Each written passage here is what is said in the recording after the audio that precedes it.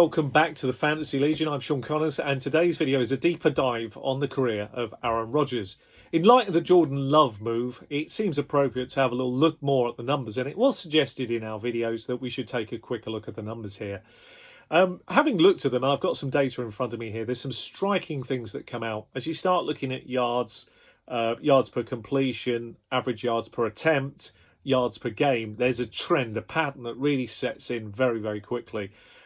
For example, yards per attempt, pretty much his best year was 2011. His worst years are 2015, 2016, 2017, 2018, 2019. I mean, there's a hell of a pattern spelled out in those key stats.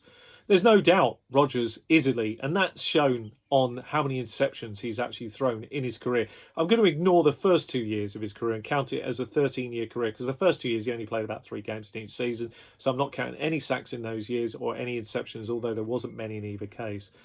But he's been really great. He's only thrown 84 total interceptions, which is averaging 6 a year for his whole career. Shows you how intelligent, how elite, how special he really, really is.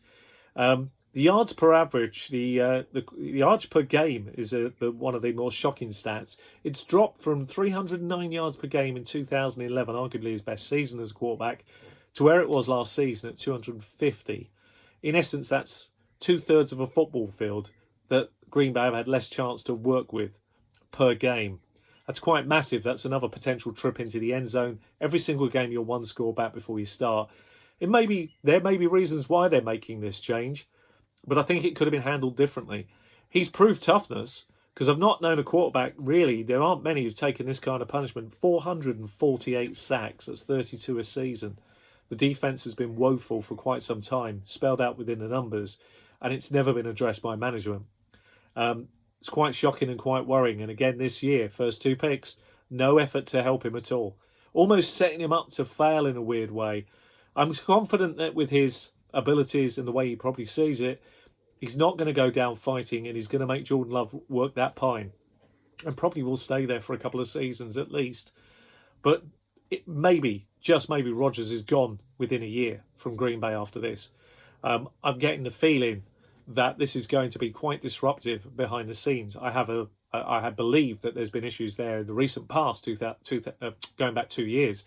And I think that this will only exacerbate the problem that really exists within Green Bay. If you look at the last 3 years particularly, obviously going back 3 years was his injury season, but in all his touchdown numbers have also started to come down, 26, 2019, 25, the year before that. So you're starting to see a kind of a pattern set in. There's no doubt the guy is capable of hitting large numbers in any given year, but that hasn't been seen for quite some time. And he's only ever had 2 40-touchdown years in 13 seasons. So I can see the reason why the management have decided it's time to start thinking for the future. But I think this could have been handled in a different way. It would have been less disruptive, and it creates a lot of problems. We really are seeing the breaking up of a marriage and the partnership of new, almost J-Lo and A-Rod. It's an interesting one when you think of it. I found it quite funny when thinking about it that way. J-Lo and A-Rod. It's not a marriage made in heaven. I think there's going to be a lot of issues there. And the management clearly made a decision, I believe, that it's a changing of the guard. And we will see a rapid, quick disintegration in this off-season and some fallings out behind the scenes we may or may not be privileged to. But one thing's for sure, the 2020 Green Bay Packers are certainly in for a tougher time. What surprises me more than anything else in this is how successful they've been, even through a lot of disruption. And a lot of that has to come down to the trigger man. I'm not belittling the coaches or the offensive coordinators' play here, because obviously that contributes a great deal.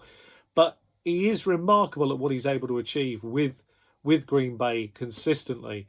But I think we're about to see something for the first time in years. It's been almost 3 decades since the Green Bay Packers have had less than an elite quarterback at the helm. I'm wondering if they're within a year or so of that position. Time will tell. Thanks for watching. I've been Sean Connors. This has been a deeper dive on Aaron Rodgers. If you liked it, enjoyed the video, please like, subscribe and comment. We enjoy those, and we always take your thoughts and feelings forward to new videos. See you next time. Bye-bye.